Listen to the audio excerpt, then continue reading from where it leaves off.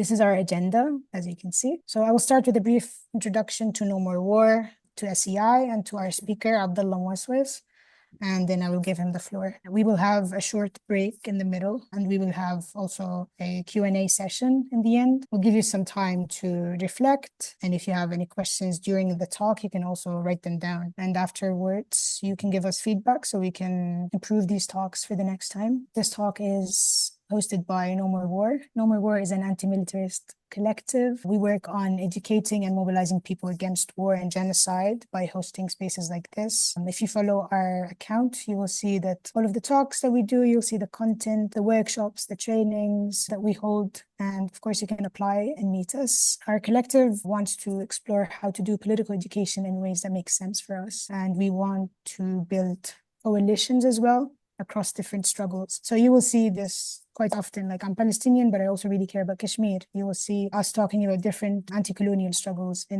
across different regions. Here you can also see SEI, Service Civil International. They are a peace organization from 1920. They focus on promoting social justice in Europe and in different places. They are providing us with the Zoom link that we're using now, and they are also paying for this talk. So thank you, SEI. So Abdullah is our speaker. He is an interdisciplinary social scientist and a writer. He is studying anti-colonial struggles from Kashmir to Palestine. Abdullah is Palestinian. He is an educator. I thought it was interesting to see his perspective on Kashmir and to also ask him some questions, because I think his point of view is quite interesting. And I think he has a lot to offer, and hopefully he can help us to have more accurate language when talking about Kashmir, and he can also share some of his experiences working around this topic. So I'll just go through some practicals for today. This talk will be recorded for future use, but we will not upload your faces anywhere or your voices. So feel free to turn on your cameras if you want. For me, it's a bit easier to talk to faces rather than blank screens, but also no pressure. Get comfortable, drink some teas or some chamomile or something. Keep some notes or questions for the Q&A. I don't know. For the meantime, if you have any needs, feel free to write them also in the chat. Hi, Abdullah. Hello. I'm really happy that you're here today. Thank you So for of putting it together. Thanks to No course. More War and SCI as well. Of course. So I did a short introduction, but I would love to give you the chance to also introduce yourself and tell us also, why did you choose to study Kashmir? Why is it important to you? The floor is yours. Yeah, thank you. And thanks everyone for being here. I should probably take this opportunity as well to apologize for not making it here the first time. There was a rather urgent situation that arose on that day, which was definitely unforeseen and made my attendance very complicated. And I'm really happy that we were able to reschedule it and to to have people come and attend as well. So my name is Abdullah Moaswes, as Shams kindly introduced me as, and the only correction I have really to what she said is, I mean, I am technically always in the process of studying anti-colonial movements because I think we should always be lifelong learners, but I'm happy to say that I did actually finish my PhD. And now I live here in Johannesburg. I've been here for a few months. It's a very interesting place and a very sort of, a place where anti-colonial struggle is very much still alive, despite the sort of narratives that we often get sort of given about, the victory moment of 1994 and the end of apartheid. Apartheid is still very much here. Um, but that doesn't mean that we shouldn't acknowledge, how big of an achievement it was, for there to be a democratic election 31 years ago, and for sort of the country to move in the way that it did. There are definitely positives to be taken from that. I first became interested in Kashmir probably around 10 years ago, during my master's, when I attended a university in the UK that happened for whatever reason. In some ways, they say that lightning doesn't strike twice in the same place, but for some reason had that year a very large concentration of students from the Kashmir Valley. And so through them, we kind of started to talk about the similar experiences that we've had as Palestinians and Kashmiris, and sort of sparked an interest that I think sort of carried on for the following decade, and is still very much there. and is part of, my work. Where initially it started by noticing parallels, and then after that, it kind of moved towards, my interest moved towards looking for connections, because I think the comparative framework only takes you so far in trying to like really think of how, research can be transformative. And so I dedicated many years to looking at the interconnections between the situation lived by Palestinians in the world, and that lived by Kashmiris as well, which, then sort of brought me to my PhD, which was exactly on this topic. And where we are right now, which then sort of allowed me to branch off and learn about other, sort of colonial contexts, particularly those that still persist until today. And so I'm really happy to be here and to sort of present this to everyone who's here. Thank you, Abdullah. And we're also really happy to have you. I guess let's say, I want to start with 101. Can you walk us through the history of modern Kashmir? And I know it's not an easy question. I know, like, you need to, but for somebody who wants to learn the basics, where is Kashmir located? Who are its enemies and Mhm. who are its friends? So the last time I did a talk of this nature, I think I dedicated the entire hour to this question, but I'll try to be quicker today. Something really useful that Shams actually pushed me to do before we sort of went online was to actually prepare a few visuals, because I'm not, as we were discussing earlier before everyone joined, academics are not really human beings, and I mean that in a bad way. And sometimes, we forget that, visuals can be really important. But anyway, the most important visual in my view is actually to look at a map. Because when I tell people, when I mention Kashmir to people, often, they kind of go, "Oh, isn't that place that's contested between India and Pakistan?" And I say, "Yeah, it is," but then they don't really know where it is. And so I actually sent a few maps through, because I think we kind of need to look at Kashmir in a few different ways on the map. The first thing I'll do is I'll kind of explain a little bit of geography. So the map that we have in front of us right now is a topographical map. And, you kind of have, in some ways, the boundaries of the nation states of India and Pakistan. China's there as well, and Afghanistan, of course. And then you have sort of these dotted lines that appear throughout the map that delineate sort of like the de facto areas that India and Pakistan have control over. But even within those areas, the sort of boundaries of the regions are marked by geographical features. You may notice that there is a bit of text that kind of goes in a diagonal way to the right-hand side of the map, saying Great Himalayas Range. And so that, of course, is the famous Himalayas. Mount Everest is in the Himalayas. We all know that. And then just beneath where it says Great, slightly to its left, you have another sort of diagonal bit of text that says the Pir Panjal Range. It sort of curves around. And that's another sort of minor mountain range within the Himalayas. And so, of course, when you have two mountain ranges, what sits between them is a valley, and that valley is the valley known as the Kashmir Valley, with its biggest city as Srinagar, sort of slightly in the middle of it, slightly to the north. And that is kind of like the heart of the region that we're going to talk about today. To the south of the Pir Panjal range, you have a region known as Jammu, which today has a Hindu majority, but in the past had a Muslim majority. And we'll kind of get to that as we talk about, how the Kashmir issue emerges. To the east of the Kashmir Valley, you have a region known as Ladakh that also is marked clearly on the map, that goes all the way up until this sort of boundary with China. You also have a region called the Aksai Chin. That's a really interesting kind of bit of geography to talk about, but I'll be really brief about that and say that that was once part of something called the princely state of Jammu and Kashmir. Then, to the on the western and northern side of the line that sort of goes around the Kashmir Valley, the dotted line, you have a few cities, Muzaffarabad, Mirpur. I'm not sure which ones exactly are indicated on this map. Muzaffarabad is definitely there. That are part of something called Azad Kashmir, literally translates from Urdu as Free Kashmir. And that's the Kashmir that's controlled by Pakistan. So it's a really small part of Kashmir. It includes a really small part of the valley and a relatively larger part of the Jammu region. And then to the north of that, you have a big region known as Gilgit-Baltistan, which also was once part of the princely state of Jammu and Kashmir, that's now ruled by Pakistan. And so that's kind of like the sort of geographical areas that we're talking about. And the reason that I mention all of these different geographical areas is because sometimes the term Kashmir is used to refer to all of that. So sometimes it's used to specifically refer to the Kashmir Valley, and sometimes it's used to refer to that entire region comprising Gilgit-Baltistan, Azad Kashmir, Jammu, Kashmir Valley, and Ladakh. And the reason that those places are put together is not quite arbitrary. It's because there was once something called the princely state of Jammu and Kashmir that included all of those regions.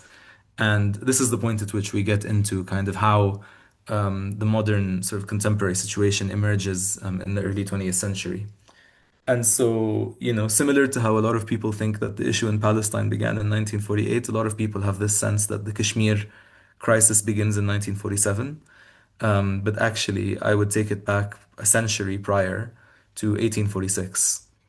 And 1846 is really significant because that is when the Second Anglo-Sikh War ends. And it's, of course, before the creation of the British Raj. So, for those who don't know, Britain ruled South Asia directly from 1857 up until 1947. But for a couple of centuries prior, had been ruling South Asia through something called the East India Company. And so the East India Company effectively operated as a state. It's had its own army. It had the patronage of the British state behind it. But it was a kind of indirect form of colonization. And so, the East India Company went to war several times, and one of those wars was the Anglo-Sikh War, the Second Anglo-Sikh War. So there are actually two of them. Um, and it was fought against the empire that was ruled by a guy called Ranjit Singh. So after the Anglo-Sikh War, the Sikh empire ruled by Ranjit Singh loses several of its territories, and one of the territories that it loses control over is this, collection of regions that we refer to as the princely state of Jammu and Kashmir. And rather than the British taking control of it directly, they actually sell it to a warlord from Jammu, a Hindu warlord from Jammu, known as Gulab Singh, for a value of 75 lakh rupees. So 1 lakh in Hindi or in Urdu is equivalent to 100,000. So 75 lakhs effectively is 7,500,000 rupees. As part of Sorry, something, Treaty of Amritsar. I'm Yes. sorry to cut you, Abdullah, but maybe it would be also helpful to tell us more about the demographics Mhm. of Kashmir during that time. We'll get to that. Yeah. So the reason that I bring this up, and I mentioned that it was sold to a Hindu warlord is because this is really significant. I should say, by the way, I've tried to understand how much 75 lakh rupees is in today's money, and it was quite difficult actually to try and understand that. However, like some British archival sources do point out that the British criticized their own government for it being a paltry sum. So it seems that 75 lakh rupees even now is actually not that much to buy a territory, a whole territory that large. But even back then, like it was considered actually a bit of an own goal by the British. And that's not to say that they sold it off, meaning that they had no influence. But the institution of the Gulab Singh, the Dogra dynasty, as they came to be known, was really significant. One of the things that they did exactly comes to the question that you just asked me, which is they adopted a very British way of sort of identifying, its own, sets of populations. So the British really instituted religion as being a really important identity marker in South Asia as part of their rule. And so for them, it became really important to delineate between Muslims and Hindus. And even the term Hindu historically is a really complex one to kind of get into. But under the British, there was a sense of what that meant specifically that became sort of concretized. And so the Dogras do that, and they divide the population into Muslims and Hindus and institute a certain form of privilege for Hindus, which is that they undermined kind of like the building of mosques. They distributed a lot of land to what they call like Hindu pundits, who are like very upper caste Hindus, and restrict, kind of like a lot of Muslim practices like the adhan, for example, within the region, the call to prayer. And so the British, also tried to manage this tension in a way, but clearly had sort of like their inclination toward the Dogra rulers. The entire region actually had a Muslim majority.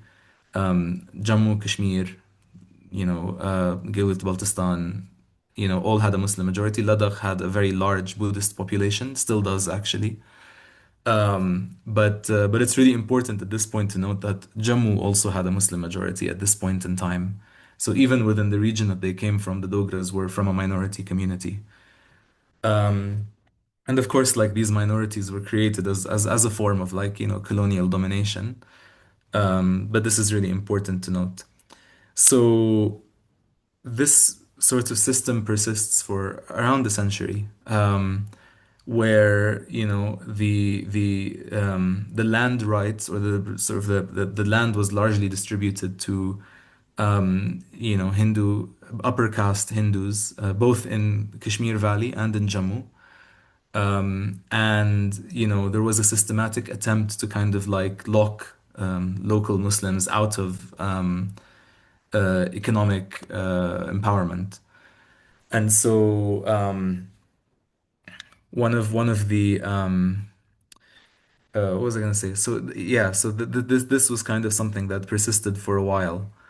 One of the really important sort of examples of this was a place called Dachigam National Park, which still exists. It's slightly outside of Srinagar.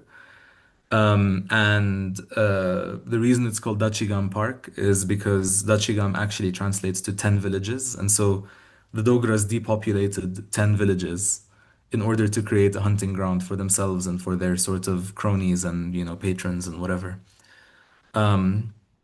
And so like this idea, this practice of like, forcibly expelling people from land, expropriating it, handing it over to like other people, was a really fundamental part of the Dogra dynasty.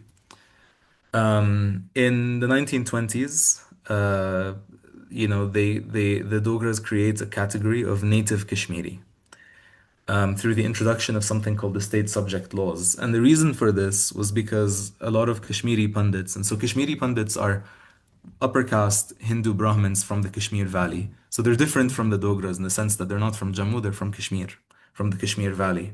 They begin to complain of the arrival of Muslim Punjabis arriving from Punjab, which, that section later becomes part of Pakistan, to work in the public sector as sort of like government officials. And so, they then sort of negotiate the creation of this thing called the state subject law, which kind of defines what a native Kashmiri is, and it's native Kashmiris only who have access to certain forms of employment and property rights, so the ability to own land. So Muslims were actually banned from owning land in Kashmir, Kashmiri Muslims. And so the state subject laws kind of acknowledged, Kashmiri Hindus as being state subjects and natives. And this later becomes incorporated into the Indian constitution. However, the ability to own land does become extended to Muslims at that stage. So at that stage, when the state subject laws become incorporated into the constitution as something called Article 35A in 1954, the privileges of that are extended to Muslims. But there is a reason for that. I should clarify at this stage as well that a Kashmiri Pandit is not a communal identity. It's a political and economic class. And this is really fundamental to thinking about, kind of how the Indian state comes into being and what sort of privileges it crystallizes. Every state, in my view, when it comes into being, is there to crystallize a certain set of privileges. And so, the Indian state in particular comes in to crystallize, this sort of structure known as caste. And so Kashmiri Pandits are sort of right at the very top, of a lot of very mainstream understandings of caste, even throughout the rest of India. So it's not even just a localized phenomenon. The reason they become known as Pandits is kind of as a way to honor them because they were a literate class. And there are many kind of stories if you look into the archives of people taking, like Muslims taking letters to the local pundits to have them read the letters and explain to them what's in there because they were thought of as being very educated. Today, kind of the legacy of that in English is that commentators are usually referred to as pundits. So, if anyone watches like football or cricket or whatever, often like experts will be known as pundits, not experts, which is an interesting thing. So that kind of sets the context for then kind of the 1947 war. And so if we go into kind of the series of events that leads into the war, and please, Shams, feel free to stop me at any point. Uh, the process that leads to the war actually begins not in the Kashmir Valley, but in the region known as Punch, which is sort of in between, so it's just south of the Pir Panjal range, in between Jammu and Srinagar. It starts out in the spring of 1947 as mainly a campaign of civil disobedience by Muslims, primarily a tax boycott. So something I didn't mention was that one of the things that the Dogra dynasty instituted on Muslims was a really, really ridiculous and Kafkaesque tax regime. So there were even taxes on taxes. So you'd pay tax on tax that you were paying. It was really, sort of complex and oppressive.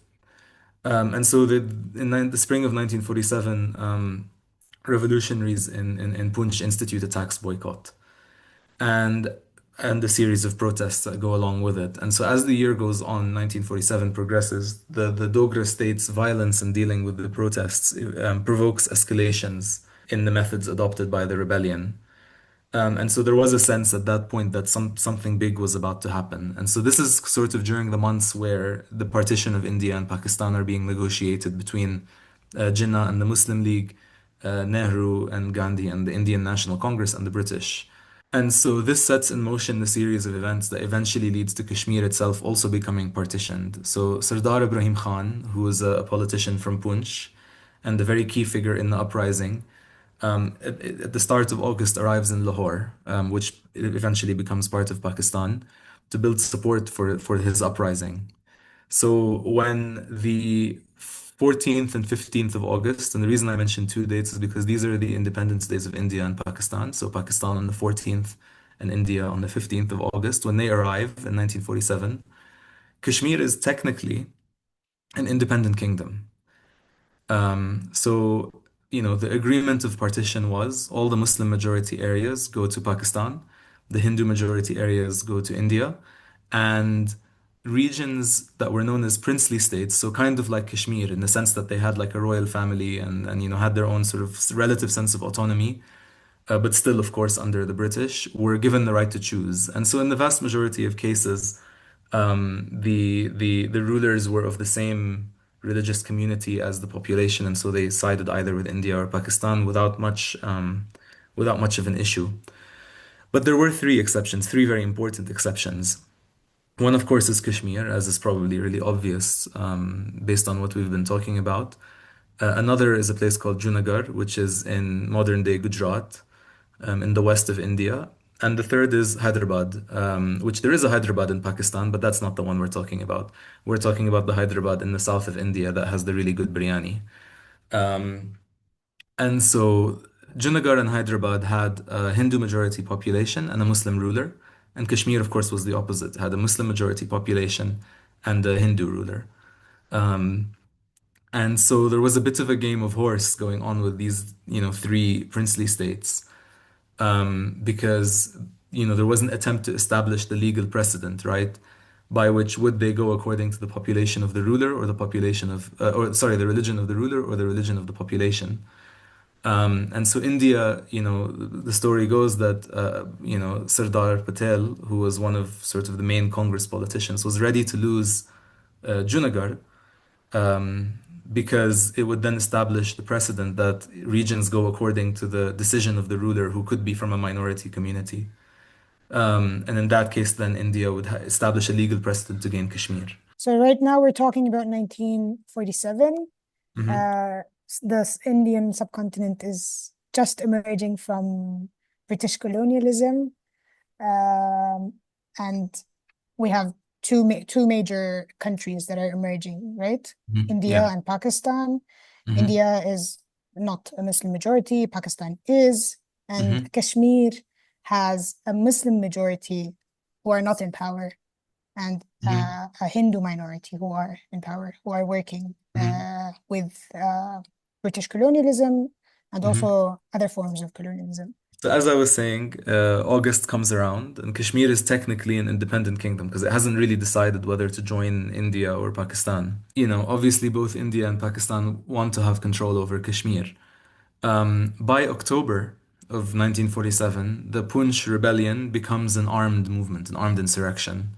And so Sardar Ibrahim Khan, who had gone to Lahore to try and sort of build some support for the movement over there, is successful in convincing certain sort of armed groups that eventually, were from territories that came to be known as Pakistan, to come in and support the rebellion, largely to put off the possibility of there being a genocide. Because when I say that there was a sense that something bad was going to happen, I mean there was a sense that should the rebellion escalate to a certain point, the state would have no issues at committing very large scale slaughter. And so, unfortunately, despite the intervention of these like armed groups from what comes to be known as Pakistan, a genocide does take place in Jammu, and the Muslim population is reduced to a minority. So today, the legacy of that is that Jammu still has a Muslim minority and not a majority. However, um, as part of the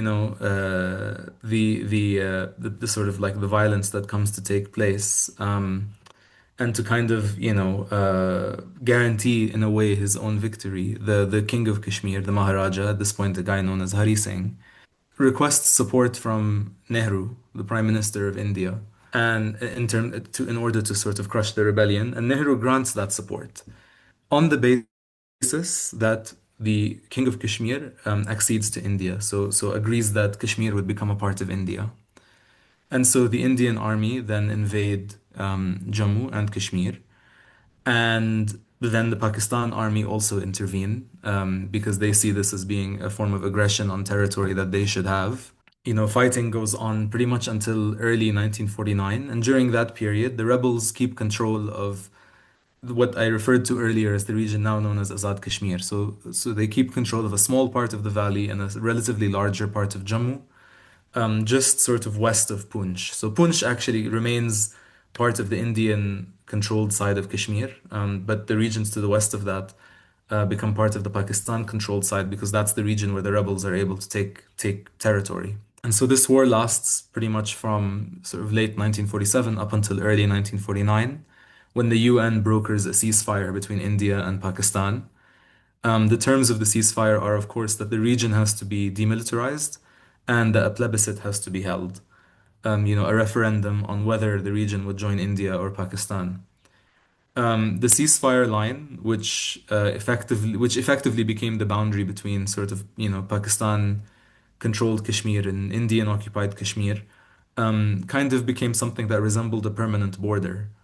And it cut families off from one another. It also severed Kashmir, the Kashmir Valley, from access to its historic trade routes in the north, west, and east. So historically, Kashmir was very connected to Central Asia, and it was actually very connected to like, what later became sort of Afghanistan and Khyber Pakhtunkhwa, the Pashtun region of Pakistan, as well as, to Kashgar and Urumqi, East Turkestan, and to China as well in the east, and so and Tibet as well.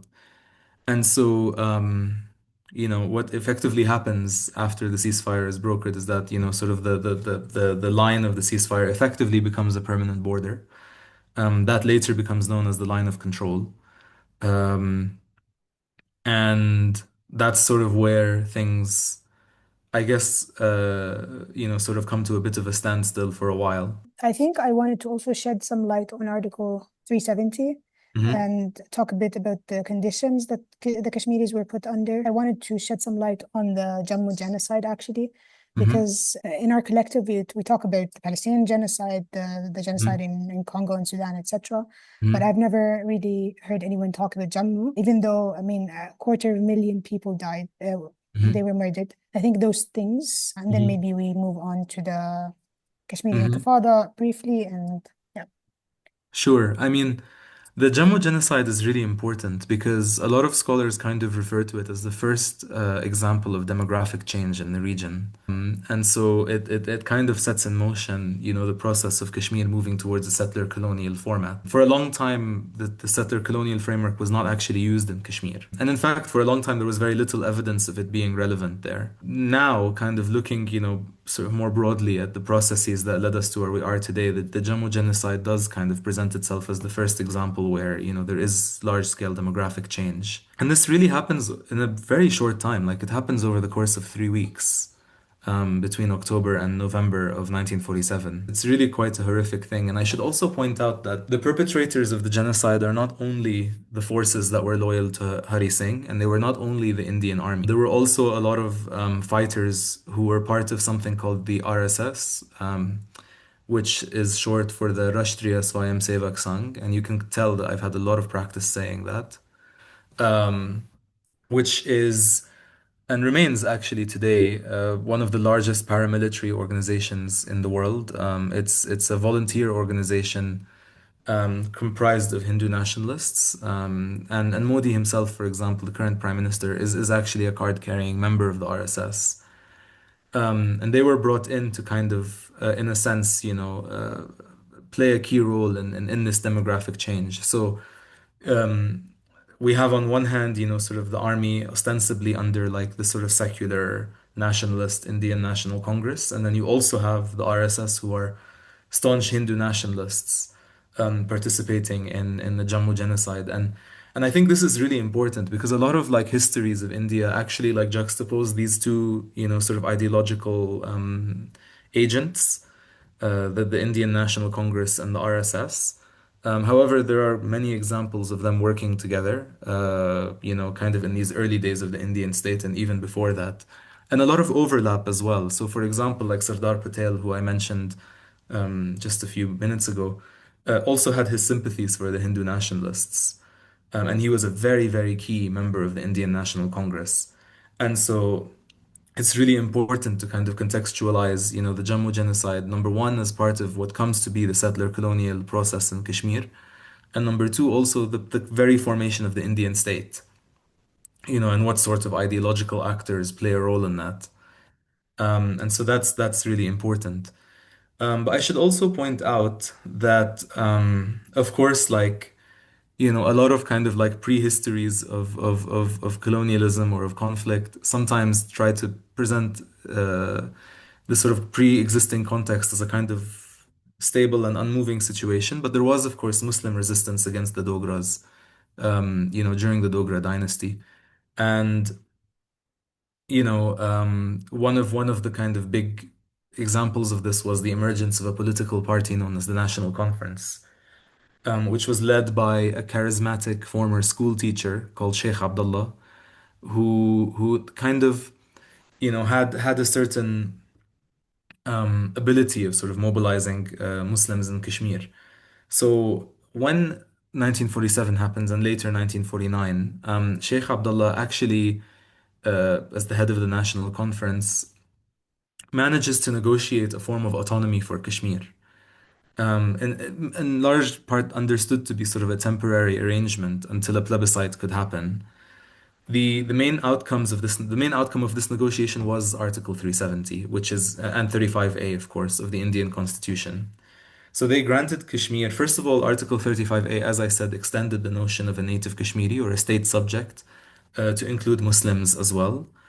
Um, and this is really important because within this similar time window, there is a major land reform that Sheikh Abdullah institutes that actually redistributes land in Kashmir and actually gives land to a lot of the Muslims who had been working as peasants on that land before. And I always bring this up, particularly now that I'm here in South Africa, because the reference for land reform over here is Zimbabwe, which people present as kind of an example of like, oh, if you have a post-colonial land redistribution project, it results in chaos. But actually, there was a land reform in Kashmir that happened that kind of in many ways empowered people to be able to resist colonization, even though they were being colonized at the same time for, around 6 decades.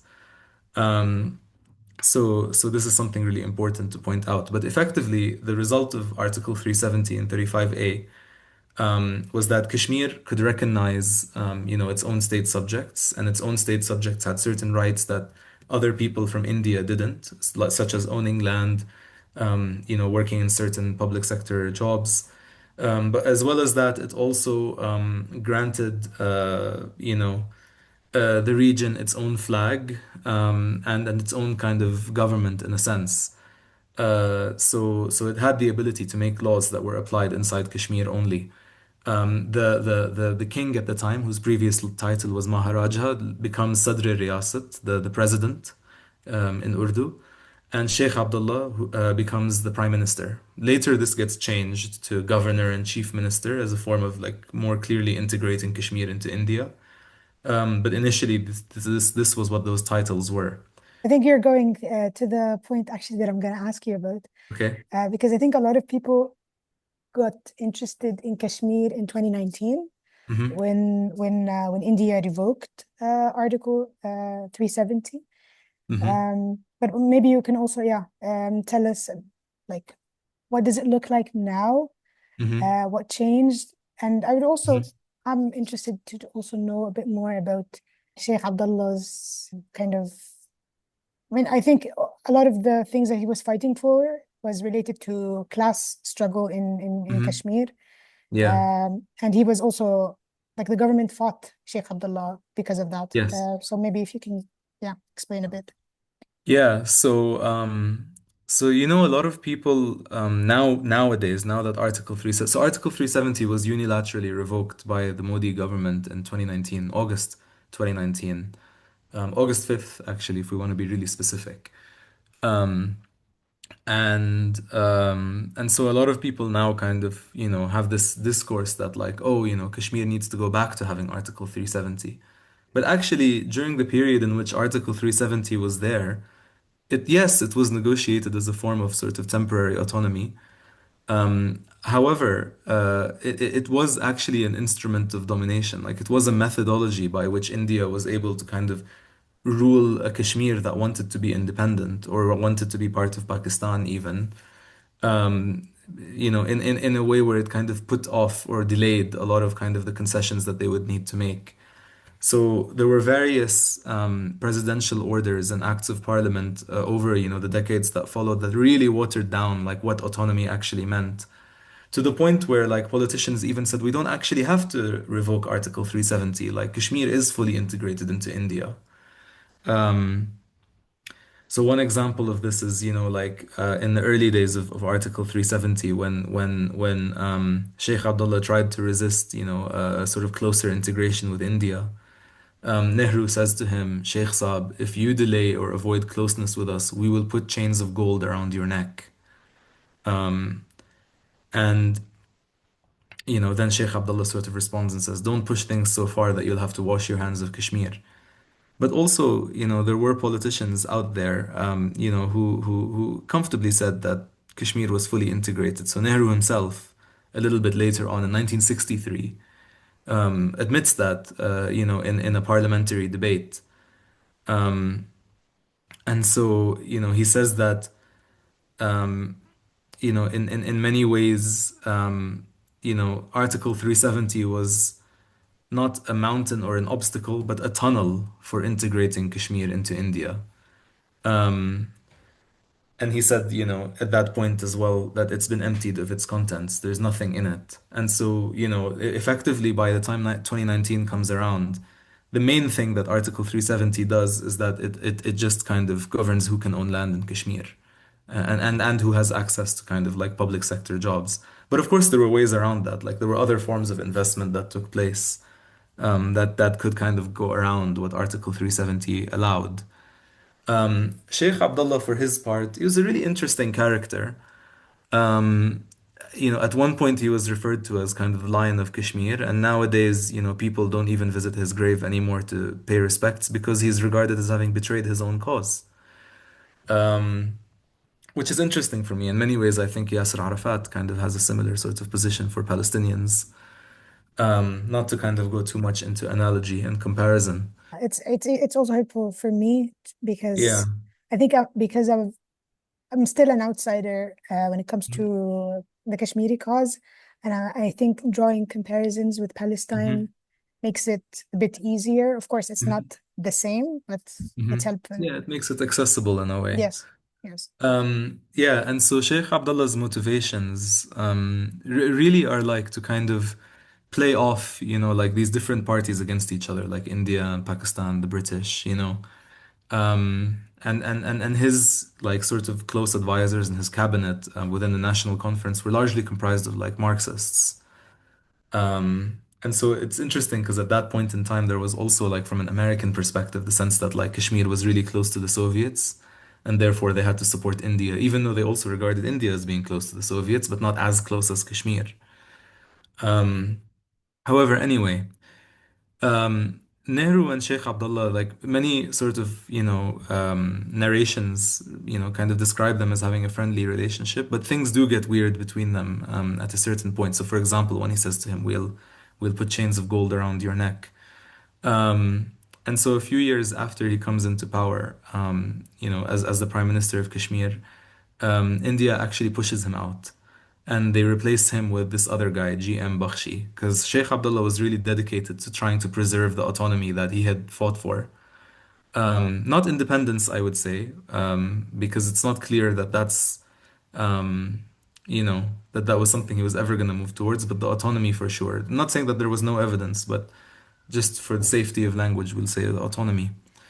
And India, of course, wanted to have kind of a closer integration, and so they then bring into power another guy called G.M. Bakhshi, who was previously part of Sheikh Abdullah's government, who then kind of plays the role of kind of managing like Kashmir on behalf of India.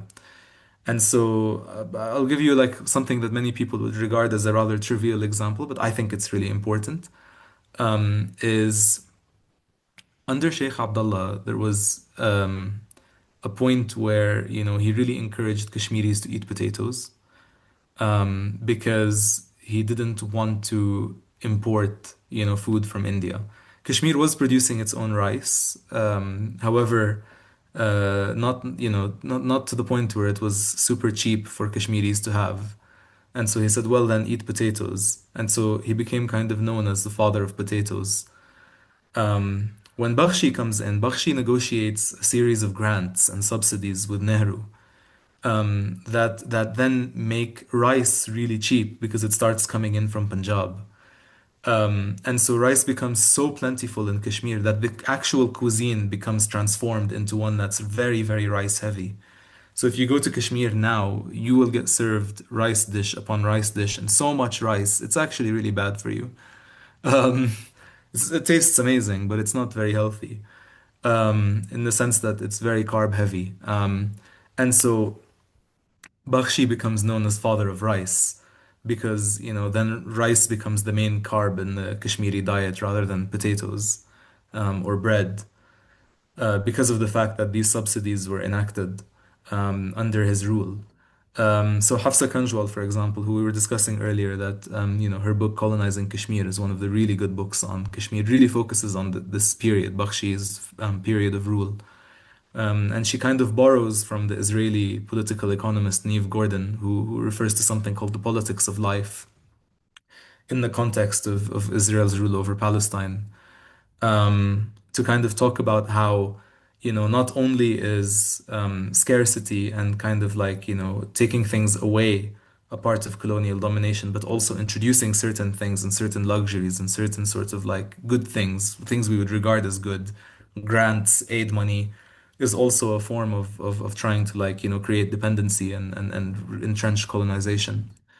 And so that's sort of what happens in the immediate decade after 1949.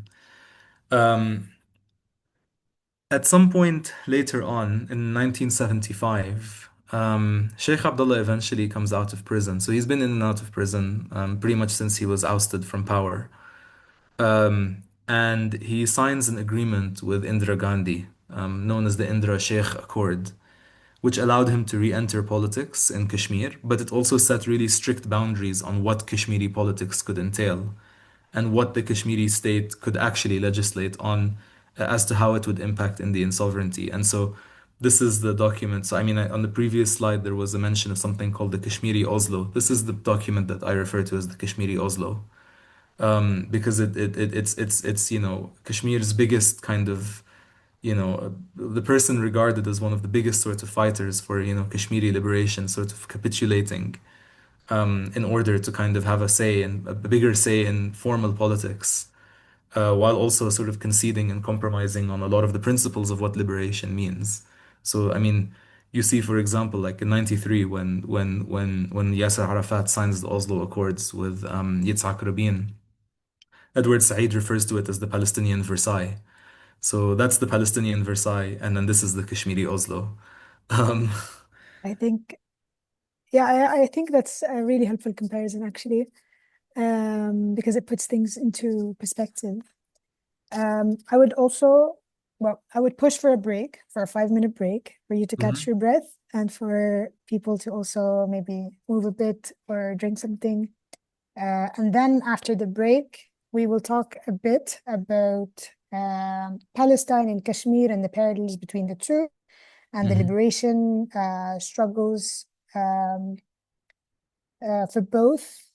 And then we will open up some room for questions. So 5-minute break and we'll be back. Okay, cool. Thank you. Thank you, Abdullah. Okay, everyone. I would slowly start getting back to the space. When I was preparing for this talk, I was designing the poster for our Instagram account, and I found this picture of a young Kashmiri boy against an armored vehicle, and it made me, first of all, it made me really emotional because it reminded me of the West Bank, obviously. But I didn't want to put the two images together. I wanted to leave some room for imagination, for people to draw their parallels themselves. There are many young people and activists who do want to talk about Kashmir and Palestine, and they want to use their voice in resistance. Um, but they have internalized this idea that if they cannot say it perfectly, then they shouldn't say it at all. Hmm. And at least in No More War, we try to host these talks and these political education spaces to give people the language, to give them the context, to help them with accuracy, with naming things Hmm. directly and sharply, with clarity, without flattening contradiction or stripping the facts of their political soul. So, Abdullah, what are, in your opinion, the main parallels, let's say, between Kashmir and Palestine? Um, Yeah, it's a yeah, great question. And yeah, you're right. I mean, there are a lot of examples of resistance figures from both kind of, or largely more from Kashmir, I would say, kind of like relying on like an analogy with Palestine to, kind of develop some sense of awareness as well. So in the 60s, the Kashmiri liberation movement really tried to like, make connections with, other places of struggle. So for example, Palestine, South Africa, Vietnam, as a form of like trying to build relationships and to kind of like think of how the situation could be understood within a broader context.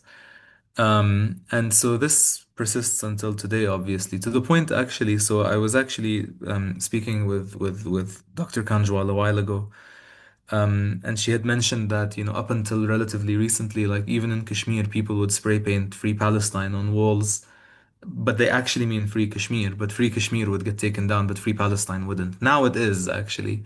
So for the last few years, like Palestine protests have actually been banned in Kashmir and very heavily policed. But for a time, it wasn't.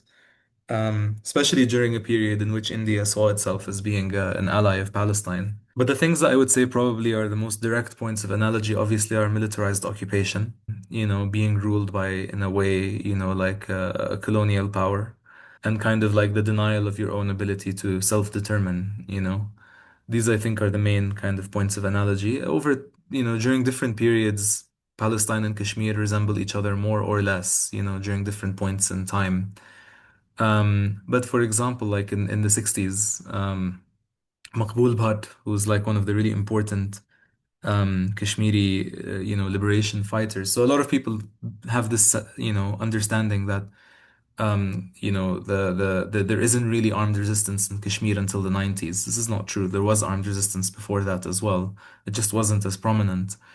Um, but Maqbul Bhat, who was like a really important Kashmiri, like liberation figure, fighter, actually began, like a project of like, Kashmiri liberation fighters hijacking airplanes. And this was a direct response actually to the PFLP and their project of hijacking airplanes as well. And it was these hijackings that kind of made Palestine really well known because these were big news at the time. And so there was a sense that perhaps a similar model could be replicated by Kashmiri liberation figures. Um, Maqbul Bhat as well kind of compares, like the role of Pakistan in Kashmir to like Arab regimes in Palestine, where like they claim a certain form of support, but only in a way where it can be managed by those states. And so the analogy begins quite early on, but where the analogy really then comes to life in a big way is in the late 1980s. And so what happens in the late 1980s is there's an election in 1987, which is allegedly rigged by India to allow Farooq Abdullah, who's the son of Sheikh Abdullah, to come to power in Kashmir.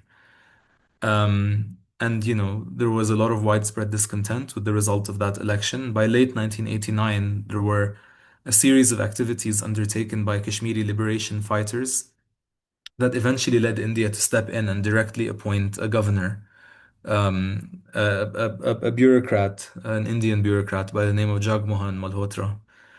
And his appointment leads to large-scale protests breaking out across the Kashmir Valley, which then results in India moving in large amounts of armed movements to kind of quell, in a way, like this rebellion.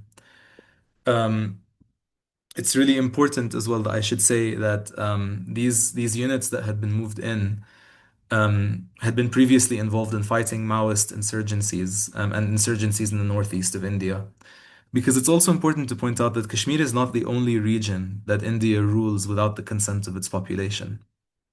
Um, there has been also, an armed insurgency in the northeast. The area is kind of known now as Assam and Nagaland I'm forgetting the other ones, but there's a few of them. And over there, they're effectively ruled as a colony. So even if an Indian wants to go and visit those regions, which in theory are part of their country, they have to go and get a permit from Delhi to do that.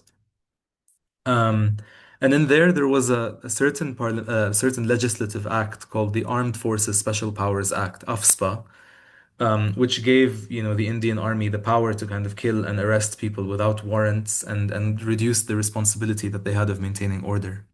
So AFSPA then becomes imposed on Kashmir as well. So India learns from its own experience of counterinsurgency in the northeast and then takes that to Kashmir. In kind of like 1989, 1990. It's also during that year, 1990, where a guy called Hafiz Khan publishes an article about the uprising, and the article's title was The Kashmir Intifada. Because of course, the first Palestinian Intifada actually breaks out in 1987. So just around in the same year that that kind of allegedly rigged election happens. Um, and so this period then becomes largely known as the Kashmiri Intifada. It kind of goes from 1990 up until, really in many ways, up until the present, or up until 2019, when kind of like the shape of Indian rule in Kashmir really changes. No, I think that's a really good context for allowing people to see the parallels not just in the Mhm. occupation of Kashmir, but also of resistance and Mhm. of the way that people react to the Indian administrators' um, violence, I guess. Um, I would also like to maybe talk a bit about the relationship between India and Israel, because of Mhm. course, if you want to talk about Kashmir and Palestine, you have to talk about India and Of Israel. course. Um, I think the relationship has shifted over the years Mhm. because India also kind of they play this dual role, right? Like because they Hmm. fought the British, so they have this like anti-colonial history, Hmm. but they're Hmm. also themselves a very powerful entity. I think under Nehru and Gandhi, there was some kind of strategic carefulness. I don't know if this is how you would describe it when it comes to Palestine, but now, and especially under Modi's government, we see that there is clear collaboration Hmm. between Israel and India and also the US Hmm. empire. Hmm. Not only do they buy Hmm. weapons from them, Hmm. but we know that police and security personnel, uh, like Indian police, are also trained by Israel. I mentioned in the email that I sent to people who showed up today that Kashmir is one of the most militarized zones on earth. I think Hmm. the correct me if I'm wrong, it's 1 to 10, like personnel, like military personnel to civilians. Is it Hmm. 1 to 10? Something thereabouts. Yeah, So I thought it was 1 to 16. And then when I I in a saw different conversation I had estimates. recently Like with Dr. Kanjwal and another academic, Dr. uh, Athar Zia, they said it was 1 to 8. So that's it's something insane. thereabouts. It is So insane. that is insane. If you imagine that, like, Kashmiris also, they're like Arabs in a sense, have big families. So if you imagine that, like, a family has like, three, four kids, it effectively means that you have one soldier for every family. Like it's really Yeah, crazy to think about that. I literally, it makes my lungs a bit smaller to Hmm. think about about this. But I guess where I was going with this question is I was saying like yeah, Indian police and security personnel are trained by Israel. They're trained Yeah. in things like counterterrorism or like Hmm. Hmm. anti-resistance. They're trained in crowd control, in border Hmm. management, Hmm. and so on. Also, specifically in like the regions of the Northeast and in Kashmir. Hmm. And after October 7th, we also saw like a different shift Hmm. with Indian policies. We saw that India Hmm. was sending a lot of migrant workers to Hmm. replace Yeah. Palestinian labor. I mean, the list goes on. Hmm. So I don't know, maybe you can tell us a bit more about the relationship or this kinship between Yeah. Hindu nationalism and Zionism. Hmm. And then after that, we can move to the Sure. Q&A. I'm sorry that I Absolutely. know I'm a bit rushing you into this, but No, no, no, it's fine. yes, Um, I mean, I also want to take questions from the audience as much time as we can. So no, I appreciate that. There's a lot of writing and a lot of literature out there that talks about the connection between Zionism and Hindu nationalism, which I think is a very appropriate thing to talk about. But I think it's also really important to point out that there are connections between Israel and India that predate, or rather, that aren't limited to that comparison or that analogy. As you kind of rightly pointed out, India did play this dual role, right? Where it had this sort of, I like the term that you used was, what was it? Strategic, what was it? strategic Sorry. carefulness. Strategic carefulness. I like that. Initially, yeah, like, I mean, Gandhi, is regarded nowadays as being like this big champion of the Palestinian cause, but actually, Gandhi was anti-British. He wasn't really pro-Palestinian. And he did regard, kind of like the Zionist claim to Palestine as having some level of legitimacy, in the sense that he did think that the Jews, in his own words, have a prior claim to Palestine. His issue with it was that they attempted to, kind of enact that claim through being agents of the British. That was his problem, which was his main kind of stipulation when he kind of attempted to have a conversation with the Jewish agency, was that he tried to push them to, move away from the British, and they refused to do that because the Jewish agency, and probably rightly, considered that the British were their best chance of gaining control of Palestine in the way that they wanted to gain control of it. Nehru as well, had sort of a certain attitude to Israel that was one of fascination, but he was also a very skillful politician, and he knew that, it wasn't really in his best interest to take a pro-Israel line publicly. But I mean, there were conversations about in India recognizing Israel as early as 1948 itself. And the main reason that India delayed recognizing Israel was because of Kashmir, because they knew that there was a connection there. And part of like the Indian argument for not recognizing Israel was the fact that, like they needed to kind of generate support among like Muslim countries, lest they feared that, those Muslim countries would back Pakistan against them in Kashmir. So in many ways, India's Palestine policy really was focused on Kashmir and premised on like what was going on there. And so from the very beginning, like this was part of the issue. But India does actually recognize Israel in 1950. So, there's a sense of stillborn relations, to use the phrasing of some Israeli academics, but there were relations. And there was an Israeli consulate opened up in Bombay in 1953. It's very interesting because there's also like a fair amount of literature that talks about, kind of the connection between the absentee property law in Palestine, or well, that Israel enacts over Palestine, and the evacuee property law that India and Pakistan both enact over properties that were left vacant when people migrated from one side of the border to the other. And the connection that both of those laws have to the British Trading with the Enemies Act.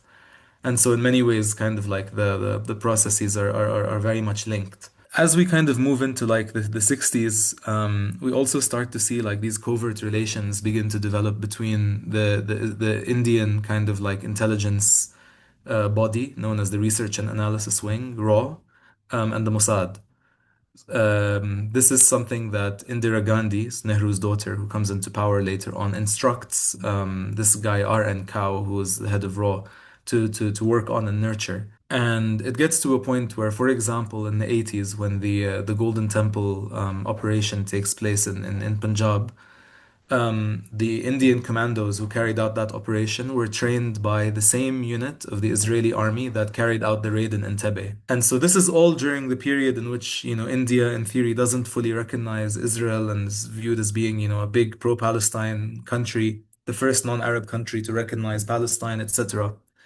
In fact, actually, if we even go slightly earlier than that, during Nehru's own lifetime, when the Bandung Conference happens in 1955, this is a big sort of anti-colonial conference in Indonesia. Um, that kind of is convened by, like the non-aligned, what becomes the non-aligned movement, kind of India, Egypt. India and Burma actually advocate for Israel's inclusion, and it was really, the intervention of Egypt under Jamal Abdel Nasser that stops, Israel from being invited to Bandung. But India plays a role at Bandung of really watering down any reference to colonialism in Palestine. And this is during Nehru's lifetime. So this is during the period in which, India portrays itself as being one of the big advocates of the Palestinian cause. And of course, this is from, elements within the Indian state that aren't Hindu nationalists. And so the relationship is not simply one of Zionism and Hindu nationalism. However, coming to kind of Zionism and Hindu nationalism, um, there is kind of like a really intimate connection and relationship that the founders of like the Hindu nationalist movement were super fascinated by two things. And this is a really, really, in my view, ironic two things. On one hand, Zionism, as we've kind of already hinted very heavily, and on the other hand, Nazism. And so sometimes you see really bizarre things on social media. Like you'll see like Indian troll accounts posting really, really pro-Israel content while having a profile picture of Hitler. It's quite a thing. But the reason that they have this kind of fascination, there's two things. One obviously is the rampant Islamophobia. Another one, and in fact, this is kind of part of it, so it's not quite the second thing, is that the definition of a Hindu, as per the Hindu nationalists, or as per Savarkar, who was one of the founders of the Hindu nationalist movement, who interestingly enough was religiously actually an atheist, but kind of wanted to create this sense of Hindu nationhood that wasn't dependent on faith, kind of in the way in which Zionism was a sense of Jewish nationalism that had very little to do with faith. His argument was that a Hindu is someone whose fatherland is India and their holy land is India. And so he said that in the case of Muslims, like their holy land is Saudi Arabia, and so they have no claim to Palestine. Golwalkar, who's someone who then kind of develops Savarkar's views to some degree, starts to talk about these like this sense of like ancient civilizations whose nations are congruent with their states. And he says that India is one example, and the other clear example of this is Israel, like Palestine, if the Jews succeed in building a state there. And so they have this like, fascination with the sense that in like Hindus and Jews are both the only examples in the world of ancient civilizations that still have a nation state today.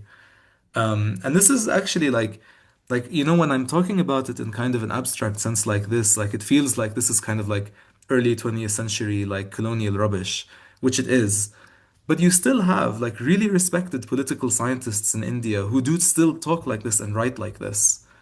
And so this sense of like, India and Israel being these ancient civilizations that still exist as nations today, like it's a very, very like entrenched concept, or narrative of both places' existences. Um, and so there is kind of a sense that, like as well that, kind of India-Israel relations are always a little bit better under Hindu nationalist parties or when Hindu nationalist parties are prominent in Indian politics, because it gives kind of Israel another way of like lobbying, even when they're not in power. But that's not to say that there isn't kind of cross-party support for like the Israel relationship in India, which there is, even until now. Which to me is funny Um, because, like, when Indians go to Israel as migrant workers, they face rampant, like, huge amounts of racism from Israelis, what it looks like on the ground, because it's not always easy to do so. So in the background here, you see the list of resources that we've curated for this talk. I will share it.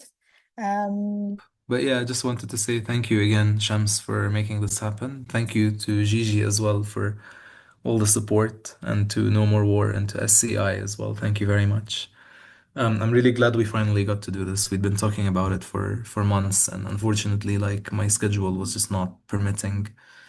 So I'm really happy that we were able to do this at last.